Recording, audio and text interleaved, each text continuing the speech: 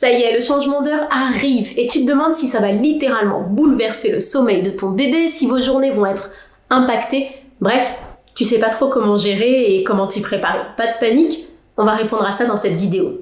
Alors, la première chose que je veux te dire, c'est un petit moyen mémotechnique. Si là tu te dis, ok Elodie, alors moi je sais même pas si on gagne 1 heure de sommeil, si on perd 1 heure de sommeil, si on recule, si on avance, je comprends pas. Petit moyen mémotechnique qui dit hiver avec un R, dit reculer avec un R aussi d'1 heure. J'espère que ça t'aide. Alors, aujourd'hui, on va voir 2 techniques différentes que tu vas pouvoir utiliser pour préparer bébé à ce changement d'heure. La première technique, c'est une technique un petit peu préventive, c'est-à-dire que tu vas venir préparer bébé en amont du changement d'heure. La deuxième technique, c'est une technique qui va plutôt consister à venir agir le jour J, une fois que ça y est, le changement d'heure a eu lieu. Donc tu vas vraiment voir et mettre en place la technique en laquelle tu crois, celle qui te parle, celle qui correspond en fait à ta famille et à ton bébé.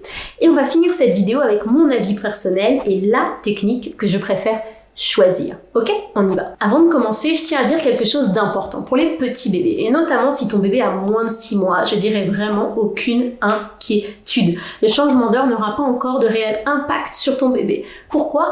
Tout simplement parce qu'en fait son rythme de jour comme de nuit n'est pas encore tout à fait réglé, et il y a même des chances pour que ton bébé se couche encore assez tard, et c'est tout à fait ok. Donc si tu as l'impression que voilà, le planning de ton bébé il varie, il se couche pas forcément à heure fixe, et que vous en êtes pas encore là, pas de panique, tu t'inquiéteras de tout ça au prochain changement d'heure l'année prochaine, mais pour le moment, c'est pas forcément nécessaire de mettre quelque chose en place. Alors commençons par notre solution préventive, celle qui va consister à venir agir quelques jours avant le changement d'heure. Pour cette solution, je te conseille en fait de préparer bébé 4 à 7 jours avant la date du changement d'heure. Et bien sûr, peu importe l'âge de ton bébé, pense à discuter avec lui et à lui expliquer que bon, chérie, on va bientôt changer d'heure, le petit planning va un petit peu changer ces prochains jours, mais t'inquiète, on va faire ça ensemble, j'ai tout prévu. En attendant, lorsqu'on pense au changement d'heure, on va pas se mentir, on se dit mon Dieu, il va se réveiller 1 heure plus tôt, ça va être l'enfer, donc on va agir sur le sommeil. Ce que je veux te dire, c'est stop, tout simplement. Il va falloir penser aussi à la journée de manière globale et on va commencer par parler des repas pour cette technique.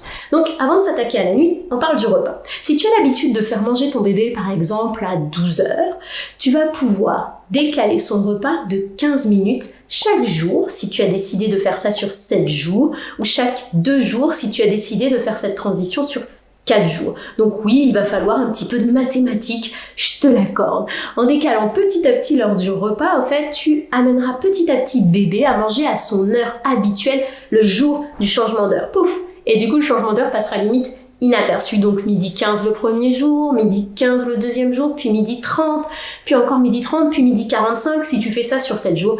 Et pouf, le jour du changement d'heure, il sera 13h ancienne heure, mais midi nouvelle heure. Bon, passons maintenant au sommeil, car je sais que tu l'attends avec impatience. Tout comme le repas, il faudra également préparer bébé pour l'heure du coucher. Pas de panique, il suffit de garder exactement la même méthode que celle qu'on vient de voir pour le repas. Tu n'auras donc qu'à décaler l'heure du coucher de 15 minutes tous les jours ou tous les 2 jours si tu décides de faire cette transition sur 4 ou 7 jours. Okay. Donc ce décalage de 15 minutes, tu vas pouvoir le commencer au moment du bain. Et c'est là pour moi l'élément le plus important. Afin que tu n'aies pas au fait à modifier ta routine du dodo juste pour pouvoir coucher bébé à la nouvelle bonne heure. Tu vois ce que je veux dire? Donc en gros, si tu avais l'habitude au fait de mettre 1 heure à donner le bain à bébé, le mettre en pyjama, lui mettre sa crème, lire une histoire, etc.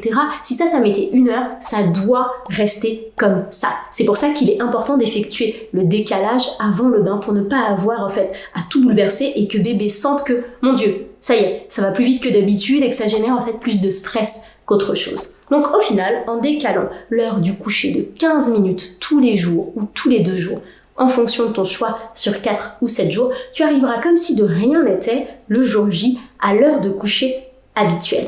Alors je tiens à te prévenir, ce n'est pas magique. Il y a des chances pour que l'heure de réveil de ton bébé, lorsque le changement d'heure va arriver, lorsque le changement d'heure aura eu lieu, ne se décale pas magiquement d'1 heure. Pour certains bébés, il faudra t'armer d'un petit peu de patience. Souvent, ça va prendre 1 à 2 semaines maximum pour que ça y est, l'heure du réveil de ton bébé se décale aussi. Passons maintenant à notre deuxième technique.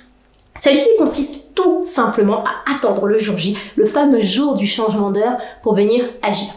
Oui, lorsque bébé va se réveiller, tu vas peut-être regarder ta montre et dire « Mon Dieu, il est 5 heures du matin ». Alors que la réalité, la vraie réalité, c'est qu'il est 6 heures. Et que bébé a eu son quota de sommeil. Donc la première chose à faire, c'est que non, on ne va pas essayer de rendormir bébé à tout prix. Il a eu son quota de sommeil, c'est ok. Donc petit conseil à côté, par contre, toi n'hésite pas à te coucher plus tôt la veille du changement d'heure, car tu sais que l'heure va changer et que bébé risque de se réveiller plus tôt, nouvelle heure. Ce qui peut aider d'ailleurs pour cette technique, c'est tout simplement quand on se réveille de ne pas regarder l'heure. Car aujourd'hui, les téléphones se mettent à la nouvelle heure automatiquement. Mais imagine avant en fait. Avant, on s'en rendait compte bien plus tard. Donc ne regarde pas l'heure, prends ton café, prends ton petit déjeuner et regarde l'heure après. Tu vas voir, ça va être beaucoup plus facile à digérer. Du coup, pour cette technique, on commence maintenant. Après le premier réveil de bébé, qui a potentiellement eu lieu plus tôt, en fonction de la nouvelle heure justement, et tu vas venir agir sur la première sieste de bébé. Si par exemple ton bébé fait encore une sieste le matin, tu vas venir le coucher 30 minutes plus tard que l'heure à laquelle tu l'aurais couché. Une fois de plus, on va faire des petites mathématiques. C'est-à-dire que là, sur ton horloge, il y a peut-être écrit 9 heures. Mais nous, on sait que l'ancienne heure, en ancienne heure, ça veut dire 10 heures. Du coup, tu vas venir coucher bébé à 9h30 nouvelle heure, ce qui donne 10h30 ancienne heure. Donc un peu plus tard pour lui au final, que l'heure à laquelle il a l'habitude de se coucher. Donc si là tu commences à te dire, attends Elodie, ça devient très compliqué, c'est trop de calculs, on va faire beaucoup plus simple.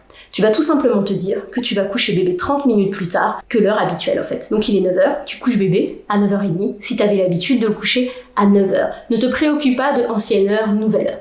Il est 9h, tu as l'habitude de coucher bébé à 9h, tu vas le coucher à 9h30. Pareil pour la sieste de l'après-midi, pareil pour la sieste du soir si ton bébé fait encore une sieste du soir. Et du coup, bien sûr, pareil pour le coucher du soir. Garde bien sûr toujours en tête, tu sais que tu as ta routine du dodo, peut-être même des routines de sieste, qu'il faut que ce changement de 30 minutes n'impacte pas tes routines. Il n'est pas du tout nécessaire en fait que tu viennes te presser pour tes routines ou quoi que ce soit. En fait, c'est pour ça, une fois de plus, comme pour la première technique, ce décalage de 30 minutes, il doit être fait avant le bain. Comme ça, tu sais que tu es tranquille, ta routine, tu la déroules comme d'habitude et tu vas ni être dans le rush, ni devoir te dire « Oula, attends, faut que je ralentisse parce que c'est pas encore l'heure ». Donc tu recales tout simplement l'heure du bain, tu décales cette heure du bain de 30 minutes. Si tu faisais le bain avant à 6h, et ben là tu vas venir le faire à 6h30, nouvelle heure. Avec cette technique, on remarque généralement que les bébés au bout d'une semaine, ils sont complètement habitués à la nouvelle heure et que il n'y a plus aucun problème. Et là, tu te dis peut-être, ok, Elodie, on a décalé 30 minutes, mais quand est-ce qu'on repasse à l'heure habituelle? Alors, généralement, on va attendre 3 jours. Donc, pendant 3 jours, on va garder juste ce décalage de 30 minutes, d'accord? Donc, justement, si par exemple, maintenant, on donne le bain à 6h30, pendant 3 jours, on va donner le bain à 6h30. Et au bout de 3 jours, on va refaire un saut de 30 minutes, et c'est là où on va passer à l'heure habituelle. Alors maintenant, il est temps que je te donne ma petite préférence à moi. On a vraiment tendance à beaucoup trop se stresser du changement d'heure. Mais la réalité, c'est que ce changement d'heure n'impacte que très peu les bébés en fait.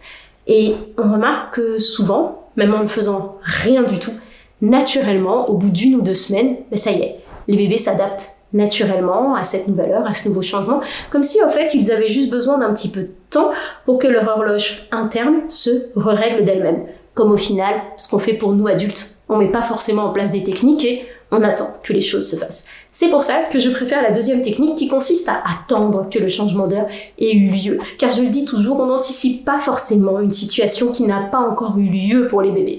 Mais si là tu te dis non, Elodie, moi je suis complètement stressée, je vais anticiper, pas de problème, va sur la première technique, ça marche aussi très bien. Mais sache que ton bébé est carrément capable de gérer une fois que le jour J est arrivé. Bon, je te laisse ici. N'hésite surtout pas à me dire en commentaire si tu vas aller vers la technique numéro 1 pour faire du préventif ou la numéro 2 pour agir une fois que le jour J soit passé.